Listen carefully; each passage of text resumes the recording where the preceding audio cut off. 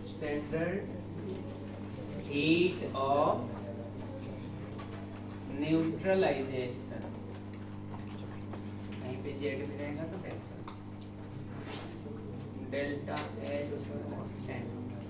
Heat of neutralization क्या होता है, इसका डेफिनेशन है one equivalent of acid react with one equivalent of base, then heat change in that reaction is called a heat of neutralization। यानी one equivalent acid react करना चाहिए किससे, जो जितना हीट चेंज होगा उसी को क्या कहेंगे, और ये प्रोसेस हमेशा कैसा होता है, एक्सोथर्मिक। हीट ऑफ न्यूट्रलाइजेशन में हमेशा एनर्जी निकलता है, तो यहाँ पे लिख सकते हैं हीट रिलीजेज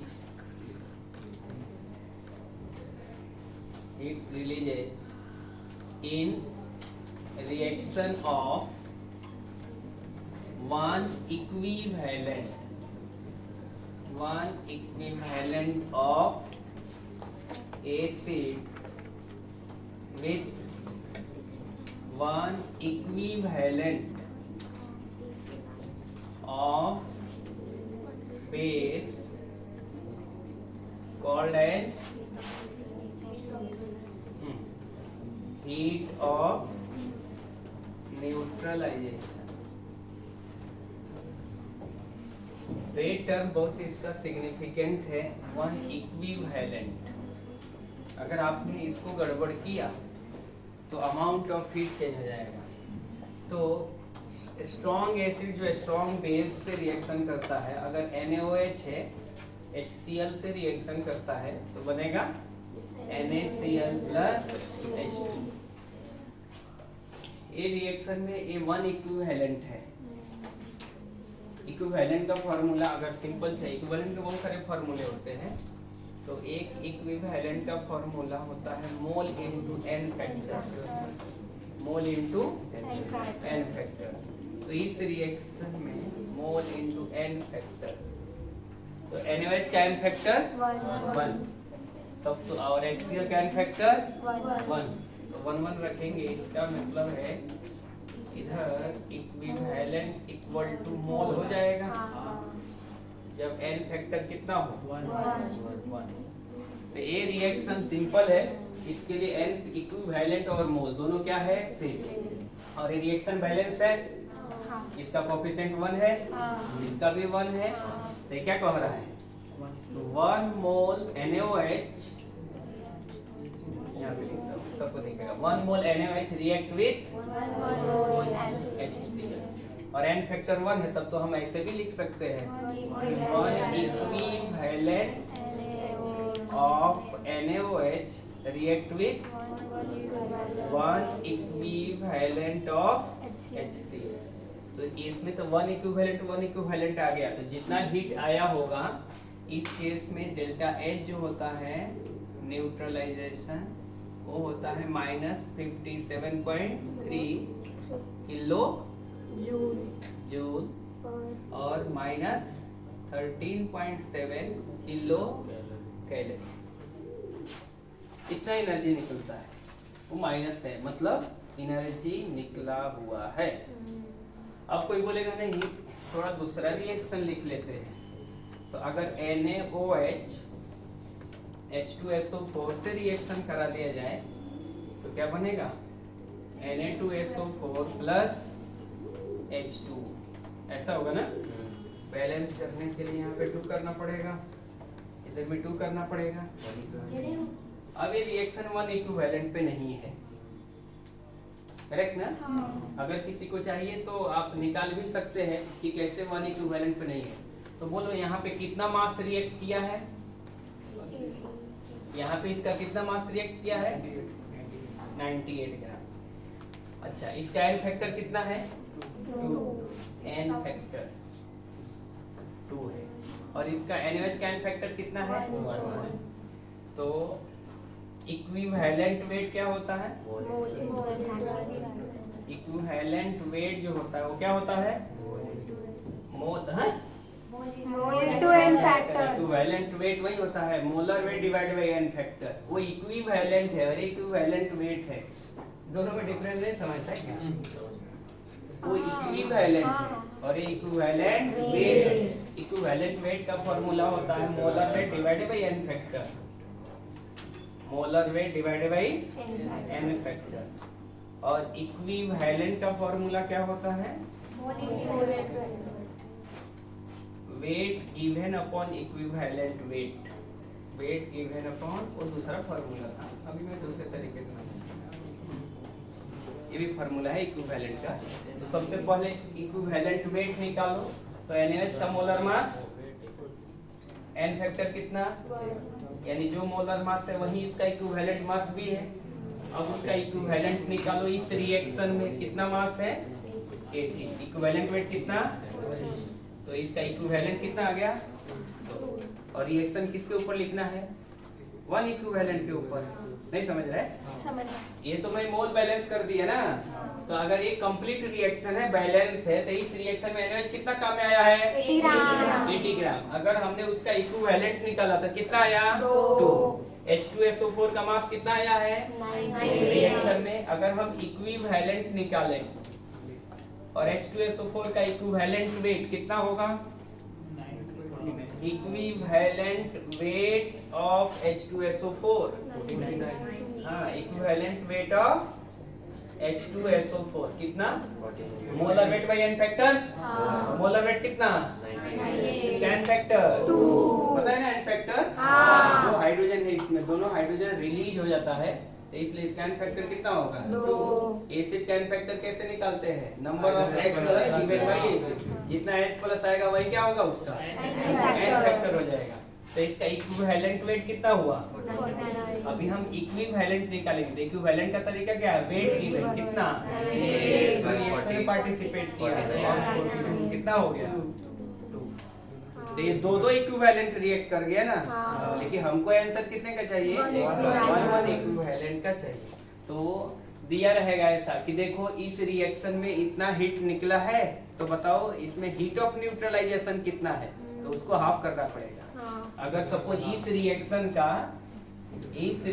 का आपको हीट ऑफ न्यूट्रलाइजेशन दे दिया Z, करेक्ट ना? तो इस रिएक्शन इसको हीट ऑफ न्यूट्रलाइजेशन कहेंगे क्या? इस रिएक्शन का है हीट ऑफ न्यूट्रलाइजेशन मतलब 1 इक्विवेलेंट के ऊपर होना चाहिए। तो कैसे लिखेंगे आप? सबको 2 से डिवाइड कर दो आप। तो 2 से डिवाइड करेंगे तो क्या हो जाएगा? NaOH और हाफ H2SO4। तो क्या बनेगा? हाफ Na2SO4 और H2। तो इस रिएक्शन का हीट ऑफ न्यूट्रलाइजेशन ऊपर वाले के हिसाब से क्या होना चाहिए? अगर ऐसा नहीं समझा तो दूसरा तरीका, एक हाइड्रोजन और एक H प्लस और एक OH माइनस गायब होता हुआ दिखना चाहिए। तो जितना हीट निकलेगा वही हीट ऑफ न्यूट्रलाइजेशन। इसमें एक OH है, एक H है, एक मोल H2 बना, तो जितना हीट निकलेगा वही हीट ऑफ न्यूट्रलाइजेशन।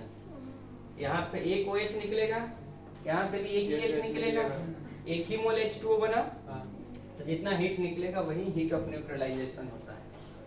क्योंकि इसको जो सिंपलीफाई करते हैं ना ऊपर वाले को, ऊपर वाले रिएक्शन कैसा था थोड़ा देखिए, NaOH और HCl क्या बन रहा था? NaCl और H2। ये NaOH स्ट्रॉन्ग इलेक्ट्रोलाइट है, टूट जाएगा Na plus OH minus. HCl भी स्ट्रॉन्ग इलेक्ट्रोलाइट है और हम किसी से NaCl भी वैसे ही है और H2 ये गया काम से, तो बच क्या गया? H प्लस थोड़ा अच्छे से लिखता हूँ, OH माइनस से क्या बना? H2। तो इस रिएक्शन में जितना हीट निकलता है उसी को कहा जाता है हीट ऑफ न्यूट्रलाइजेशन। यानी एक H और एक OH निकलता हुआ दिखना चाहिए, है नहीं? समझा? जबरदस्ती से एक H और एक OH जब निकलता हुआ दिखेगा तो जितना हीट निकलेगा उसको ही कहा जाएगा हीट ऑफ न्यूट्रलाइजेशन। अगर ऊपर वाले को काट पीट करोगे ना इसको, तो इसमें 2OH दिखेगा, 2H दिखेगा, करेक्ट ना? 2H तो ये इसका मतलब वो डबल आ रहा है, जितना हीट ऑफ न्यूट्रलाइजेशन इस रिएक्शन में निकलना चाहिए उसका डबल दे रहा है वो। समझ गया? हाँ। तो इसलिए 1H प्लस और एक ही OH माइनस आपको दिखना चाहिए। 1 equivalent of acid react with 1 equivalent of base, तो जितना हीट चेंज होगा उसी हीट को हम कहते हैं उस रिएक्शन का हीट ऑफ न्यूट्रलाइजेशन। अभी कभी ज्यादा भी हो सकता है 57.3 से, और कम भी हो सकता है। कब ज्यादा हो जाएगा कब कम हो जाएगा ये देखिए ध्यान से। अगर strong acid weak base, weak acid strong base, weak acid weak base, ऐसा कोई भी कॉम्बिनेशन होगा तो डेल्टा H नॉट न्यूट्रलाइजेशन होगा वो लेस देन होगा, वैल्यू बता रहा है 57.3 से कम ही होने वाला है। ये जो हीट निकलेगा ना वो इससे हमेशा कम होगा। अब कोई बोलेगा ऐसे कैसे कम होगा, तो स्ट्रॉन्ग एसिड तो टूट जाएगा लेकिन ये नहीं टूटेगा, तो ये टूटेगा तो हीट रिलीज करेगा, और उसका जो हीट रिलीज हुआ है इसको तोड़ने में फिर से कुछ खर्च हो जाता है, कंज्यूम हो जाएगा। तो ओवरऑल जो एनर्जी निकलेगा वो 57.3 से कम ही निकलेगा। लेकिन ये बेचारा केमिस्ट्री है, ये वीक एसिड इसमें भी कम होगा, इसमें कम। एक एक्सेप्शन भी बैठा है इसमें, अगर HF का कहानी आ गया तो डेल्टा H नॉट जो न्यूट्रलाइजेशन है वो ग्रेटर देन होता है 57.3 से। क्यों ऐसा क्यों? बॉन्ड स्ट्रॉन्ग रहता है। किसने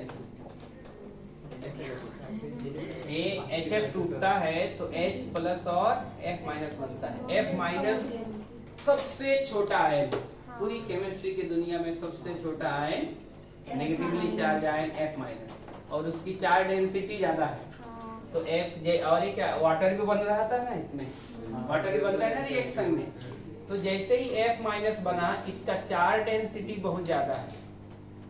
सुन लीजिए ध्यान से, चार्ज डेंसिटी हाई है, इसका मतलब है क्या होगा, वो स्टेबल होगा क्या, जिसका चार्ज ज्यादा है उसकी स्टेबिलिटी कम।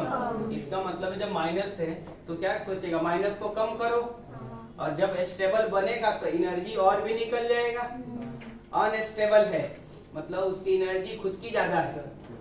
अरे लाइफ में ज्यादा अगर पैसा रहेगा तो जितना उतना ही ज्यादा अनस्टेबल है, इसका मतलब नहीं कि पैसा नहीं कमाना है इसका अलग कहानी है।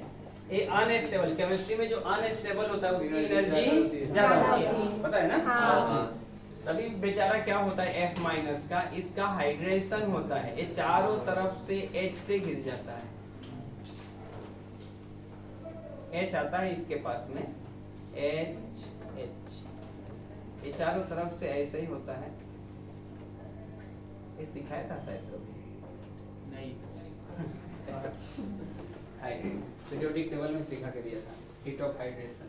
तब ये हाइड्रेशन होगा, माइनस है तो प्लस वाला उसके पास में आके बैठ गया, तो माइनस प्लस में क्या हो गया, स्टेबिलिटी बढ़ गया ना।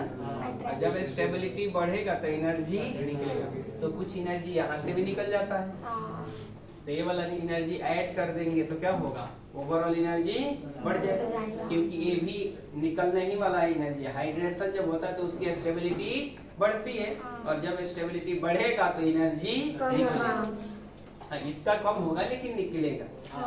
हीट ऑफ हाइड्रेशन पढ़ा के दिया था बहुत सारे, कैटायन का ऐसा लिख के दिया था, सब भूल जाते हैं।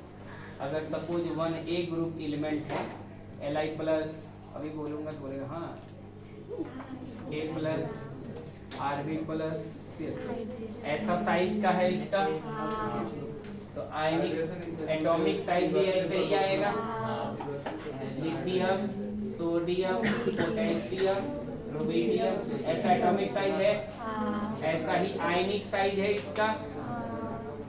आयनिक साइज बढ़ रहा है और सबके ऊपर +1 चार्ज है, तो चार्ज डेंसिटी ऊपर वाला जैसा हो जाएगा। चार्ज डेंसिटी क्या होता है, charge by volume. Charge density का मतलब है चार्ज बाई वॉल्यूम, तो ऊपर वाले का चार्ज डेंसिटी ज्यादा है, जिसका चार्ज डेंसिटी ज्यादा होता है उसका हाइड्रेशन ज्यादा होता है। हाइड्रेशन मतलब उसके पास में वाटर मॉलिक्यूल ज्यादा आएगा, और जिसका हाइड्रेशन ज्यादा होता है उसका हाइड्रेशन एनर्जी भी ज्यादा होता है। हाइड्रेशन एनर्जी, और हाइड्रेशन एनर्जी जिसका ज्यादा होगा यानी ज्यादा वाटर मॉलिक्यूल आ जाएगा तो हाइड्रेटेड रेडियस बिगर हो जाएगा। तो हाँ सॉरी, तो हाइड्रेटेड रेडियस भी ऊपर वाले का ही ज्यादा होगा। हाइड्रेटेड रेडियस, और हाइड्रेटेड रेडियस जिसका ज्यादा है उसकी आयनिक मोबिलिटी कम हो जाती है।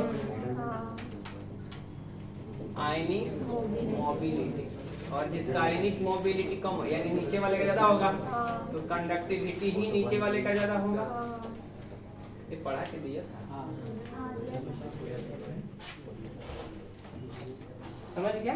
तो बस इतना याद रखने का कि one equivalent of acid react with one equivalent of base, तो जितना हीट निकलेगा उसे क्या कहेंगे? Heat of neutralization. आसान तरीका क्या है? एक H प्लस जुड़ने का, एक OH माइनस जुड़ने का, करेक्ट ना?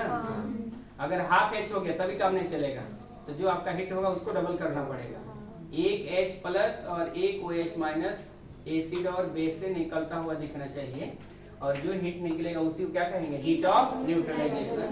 Strong acid weak base, weak acid strong base, weak acid weak base का हीट ऑफ न्यूट्रलाइजेशन मैग्नीट्यूड बता रहा, वैल्यू जो है 57.3 से कम होगा, लेकिन जब HF आ जाएगा तो उसका वैल्यू ज्यादा हो जाएगा। क्यों? क्योंकि उसका, तो इसका आंसर क्या है? क्यों HF का ज्यादा होता है?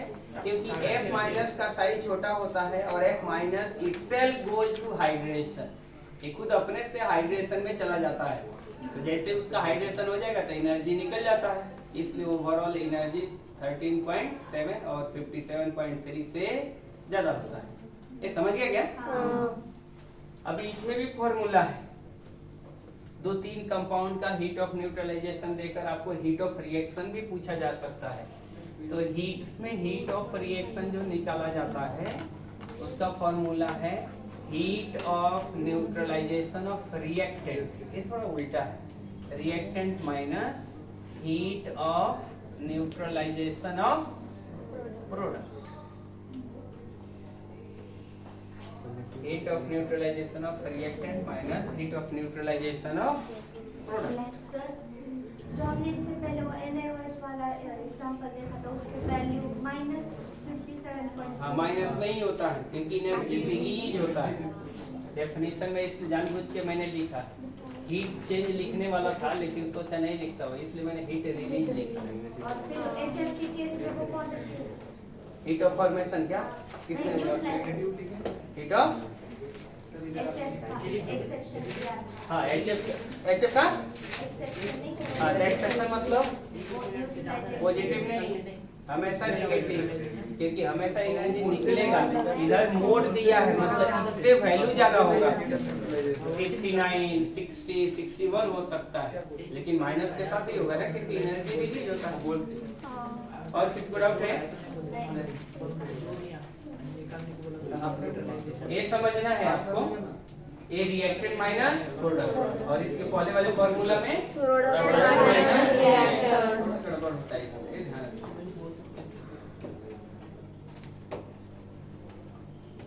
रिएक्टेंट माइनस प्रोडक्ट हो गया।